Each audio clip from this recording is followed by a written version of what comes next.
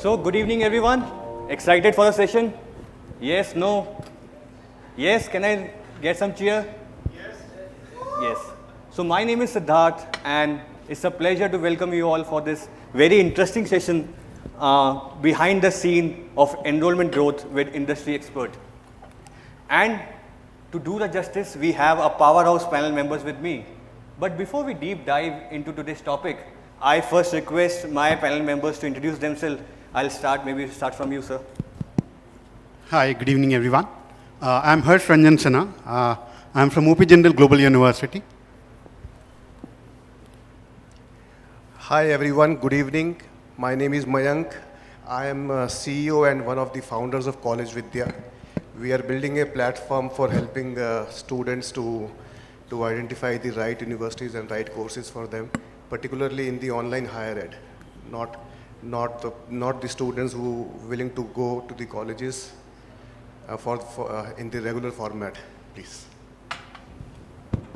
Hi, good evening. I'm Himan Sharma from StarX University, Gurgaon. I work there as Director Admissions, Marketing and University Development. That's a brief introduction about me. Hi, good evening. I'm Nitin Verma. I'm from Great Lakes Institute of Management. This is a business school with campuses in Chennai and in Gurgaon. And we offer a host of MBA programs as well as executive programs for freshers and working professionals. So looking forward to the discussion. Hi, I'm Girish Jain. I come from Birla Institute of Management Technology, BMTech, Greater Noida. So we run postgraduate management programs. Looking forward for a fruitful discussion. Thank you. Thank you so much, sir. So Mayank, I'll start with you because there are many people who are excited to know about the journey behind College Vidya, that what actually inspired you to start this journey? In fact, journey is very long. I started my career in 1999 with a designation of sales executive at one of the computer institutions of NIIT. As one gentleman has said that in fact, Harsh has mentioned that there is a paradigm shift in how we market our programs. So I have seen that those days when we जब हम रात को banners को लगाया करते थे और pamphlets को सुबह उठ करके बंटवाया करते थे और कैनोपीज भी लगाया करते थे. I will not say unfortunate part, but whatever I have learned in my initial 5-10 years now, it is useless. I am not able to leverage on what I have learned in my initial years. I have entered into a higher education student acquisition business in 2011. Prior to that, I was running a vocational training institution called ICFE, जहाँ पे हम बच्चों को accounts and taxation की तैयारी करवाते थे और accountant उनको बनाते थे. But 2009 and onwards, all paid vocational training institutions have faced a lot of challenges because of the sponsored schemes coming from the government.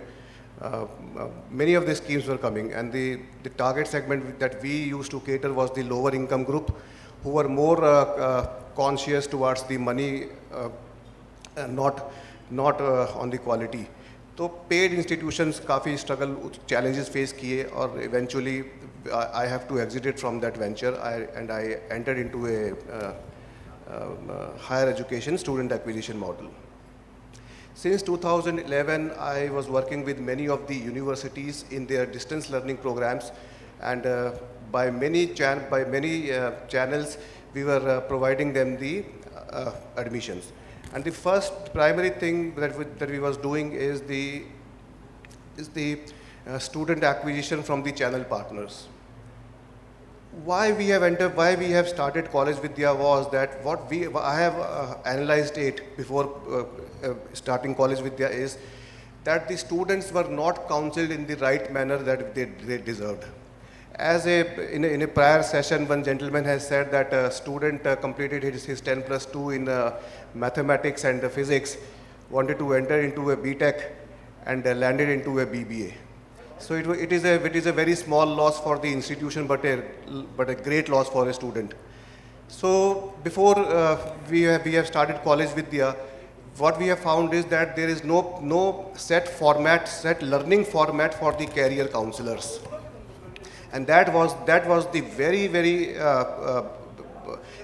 it was badly required, because after 10+2 or for the graduates, it is one of the irreversible decision one has to make, because once he or she will enroll, वो पूरा course खत्म करेगा और वो बहुत अंत में उसको आउटकम का पता लगेगा. तो then we have entered. अच्छा, I missed one thing. From 2011 to 2019 हम लोग स्टूडेंट एक्विजिशंस करते थे केवल चैनल पार्टनरशिप मॉडल में, B2B फॉर्मेट में. तो वहीं से हमें पता लगा था कि काउंसलिंग ठीक नहीं हो रही है, अंत में आउटकम मैच नहीं हो रहा है. 2019 was the time when UGC has also announced the launching of the online mode. तब ये realize हुआ कि now the real education even in the distance learning will also be possible, because online mode को match करना था regular format से. So that was the starting point of the College Vidya, and today we are amongst top 5 channel partners for many universities in terms of providing the number of admissions. Not only the numbers, but the qualitative admissions. We have trained our counselors in such a way that they can fit the program based on students' requirements, preferences, and the desired outcomes. So that was my journey. Got it, sir. Siddharth, So it's a long journey, and you mentioned that you work with many colleges, and you directly support them in their enrollment growth. So during this journey, what kind of roadblocks do you see, and how do you overcome those? Since online mode was a very new mode, it has started in 2020. And Siddharth said that enrollments was always a challenge, not only for the colleges, universities, but also aggregators like us. But as I always said to my counselors also, that ultimate enrollment will eventually happen if you will focus on the core. And the core is the counseling. If you will counsel the student well, sale or the enrollment will eventually happen. As Siddharth has asked the roadblocks and the challenges were many. B2C was a new business model for us, and aggregating using all online media, for which I personally have never trained on that. Offline activities was not working. Initially we had started with a very few number of counselors. तो हम लोग CRM हमको पता भी नहीं था, तो हम लोग Excel पे काम करते थे. तो follow-ups भी हम लोग Excel पे maintain करते थे, और stages और sub stages भी हम लोग Excel पे maintain करते थे. Gradually we came to know about the CRM. One biggest mistake what we committed is that because of the we thought the CRM will cost us more if we will go on a SaaS model either by Meritto or other companies. We had started building our own CRM. That was our biggest mistake. Almost 1.5 year we had wasted, and few I will not say crores, but near to crores rupees we have lost in that. Also the जो opportunity cost हमने lose करी.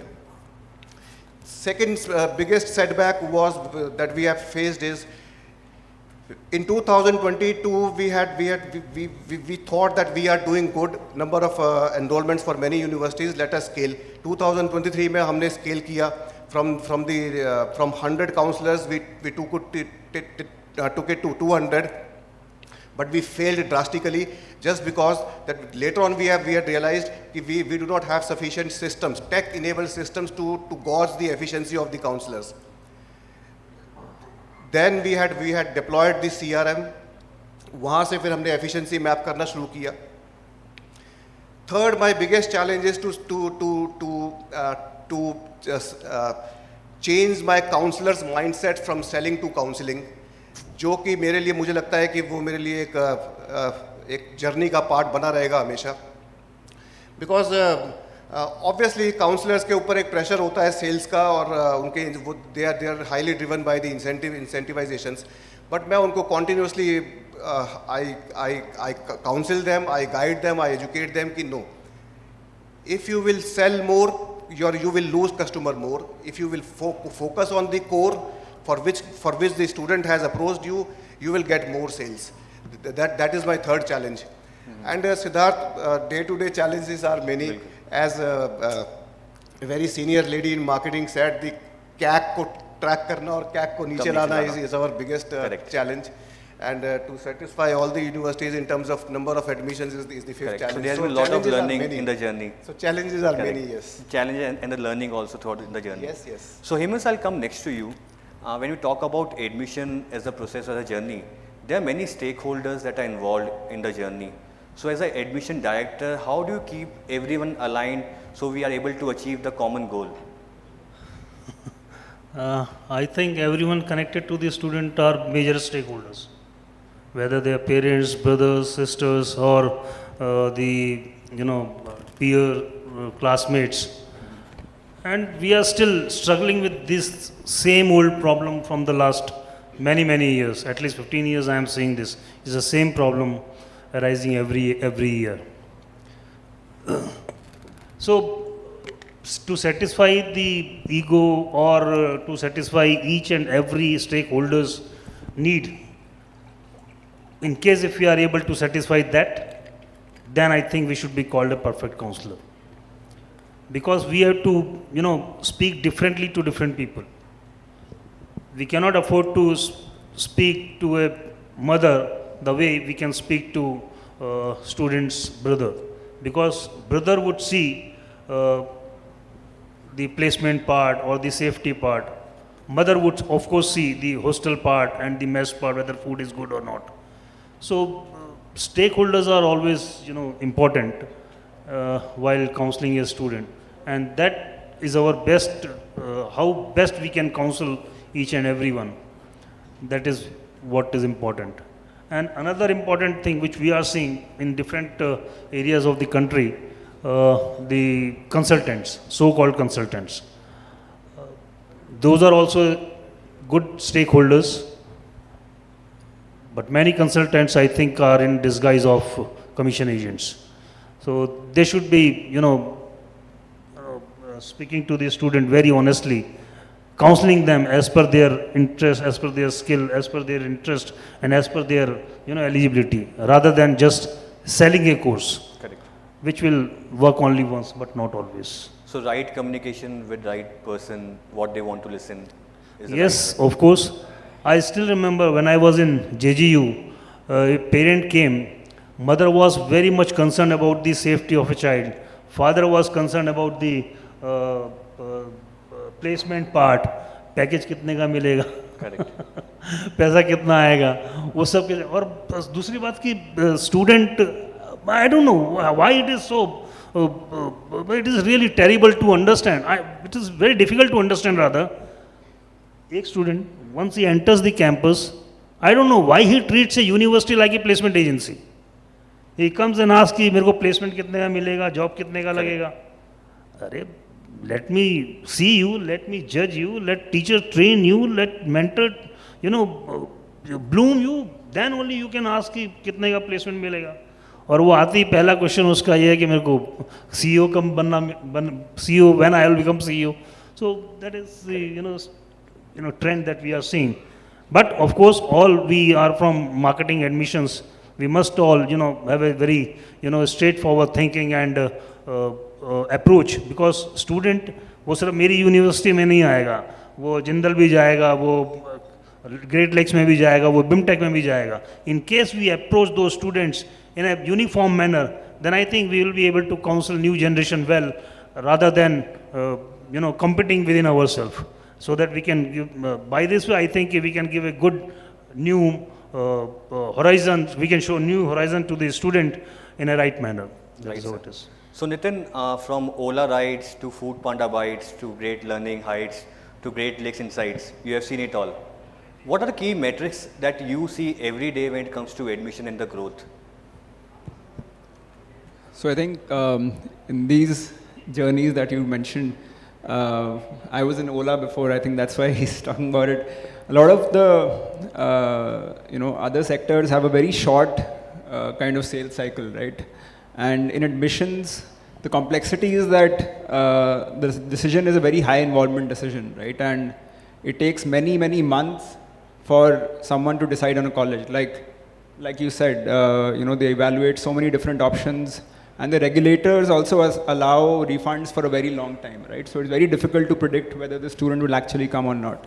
So for us, in a business school setup, we start by looking at leading indicators of demand first. For us in a business school setup, the first leading indicator is the market size, right? So as you know, CAT, XAT, entrance exams like CAT, XAT, NMAT, GMAT are really the market size that we look at. And year on year, the numbers of these entrance exams, what we track first. And they, in the beginning of the admission season itself, give us some idea of whether the demand will go up or down. Then, other leading indicators like traffic to the website, of course, kind of traffic from different sources, are also an indicator of what the admission season looks like. For a business school, the admission season actually starts towards the end of the year, like in December or November, when these exams have happened. Correct. But, in the months leading up to that, like right now we are in June, in the next 6 months, me and my team will look at these kind of indicators to forecast demand to some extent. Once the admission season actually starts, we are of course looking at things like applications, how many of those applications are paying, how many, and with what velocity are we getting applications, right? Because that kind of, and because a lot of us as institutions have regulated limits on how many seats we can take, right? So we kind of have to manage the applications and how many students we are planning to take. So applications, conversion rates, velocity of payments, those are some of the things we look at during the admission season. And when we are very close to the launch of the batch, that's when we look at refunds very closely. And refunds, in terms of their reasons as well, like where are they going if they are not coming to us? What are the reasons? Are there financial reasons, etc.? So, I mean, just to summarize, there are different metrics during different parts of the admission cycle. It's a very long cycle for most of the programs, not just for an MBA. And starting with the leading indicators, which give you an early idea and a forecast, to these more tangible kind of indicators like application or fee payments, etc., is what we look at. So during different time of journey, there are different metrics which you focus on. Also, with any specific thing that you are doing at Great Lakes unique in your admission process? So our admission process is broadly, in 3 stages. After entrance exams happen, we open, like there are applications that a student fills up. Then there are 2 interview stages. Now, the unique thing that we are doing at Great Lakes is that one of these interview stages is actually an AI proctored interview. And this is something we've recently started.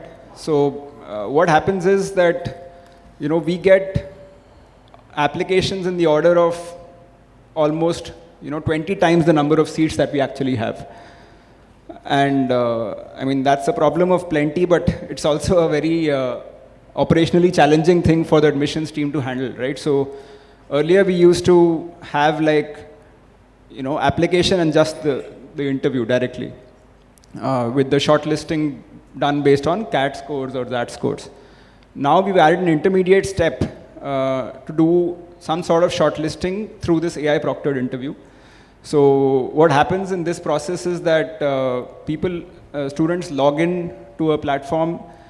We've pre-fed a bunch of questions and objectives and assessment parameters, and a bot on the other side, through voice, actually acts as an interviewer and asks questions around their background, around their profile, etc.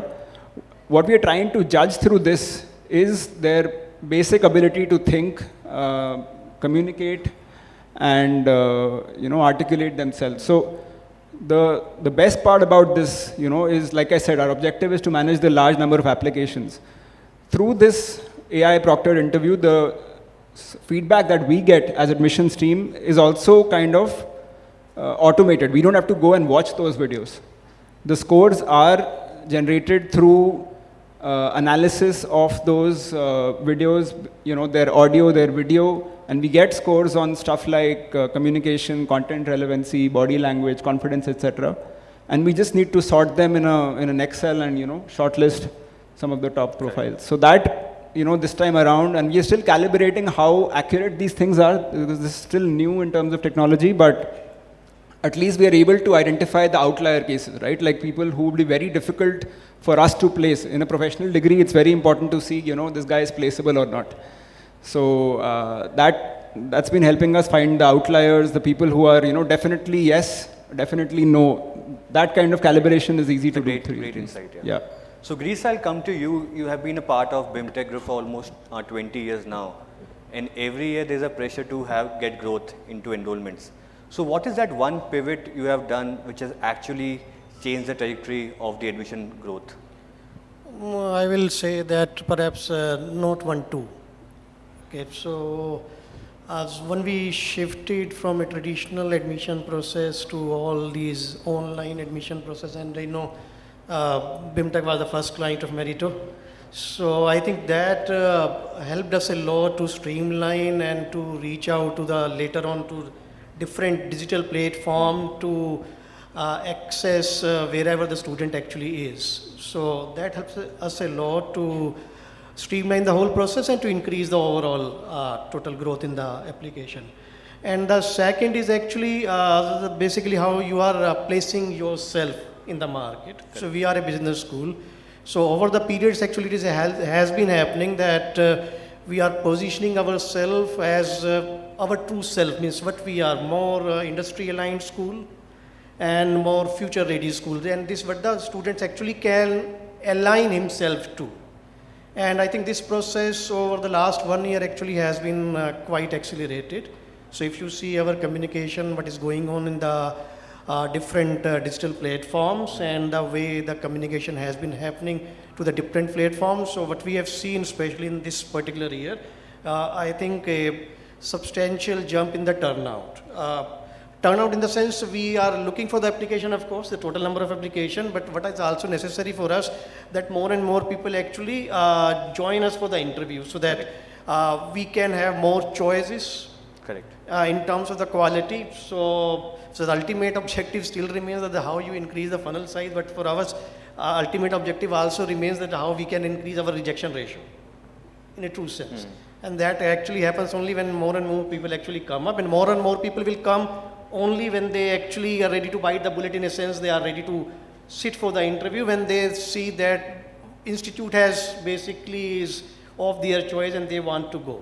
Correct. And so I think these two things what have happened over the years, and this I think is really helped us, these Correct. Two things. So when people see value, more will come. So Harsh, I'll come to you. We spoke about, let's say, domestic, being a global university, how your strategy changes when you're targeting the international students at OP Jindal Global University? Okay, targeting international students has not been much of a challenge for Jindal per se, because I can very confidently say that Jindal has been answer to this country as what a global education can be. If we talk about our global reach, more than 500 institutional collaborations, starting from Harvard to Boston to London, economics, all these colleges has been part of the journey. But yes, like every other admission process, reaching to the right party has always been an important task, where Meritto played an important role. Funneling has been important, fine. And we know that countries like Middle East, countries in African nations, India has been one of the places where they want to come to. So of course, planning our marketing campaigns in a way where we can reach to the right party when required, when needed. That has been one of the processes. But yes, we have been successfully being able to attract students from different markets. And also in the process, India has been a country where a lot of students travel to other countries for their education.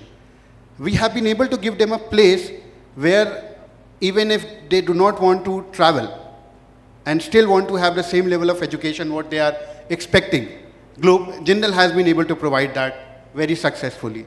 And with very humble beginning of 100 students some 15 years back in 2009 to a community of 10,500 residential students with us and overall more than 15,000 students, we have been able to take this journey ahead. And of course, Meritto has been very, very important part of that journey.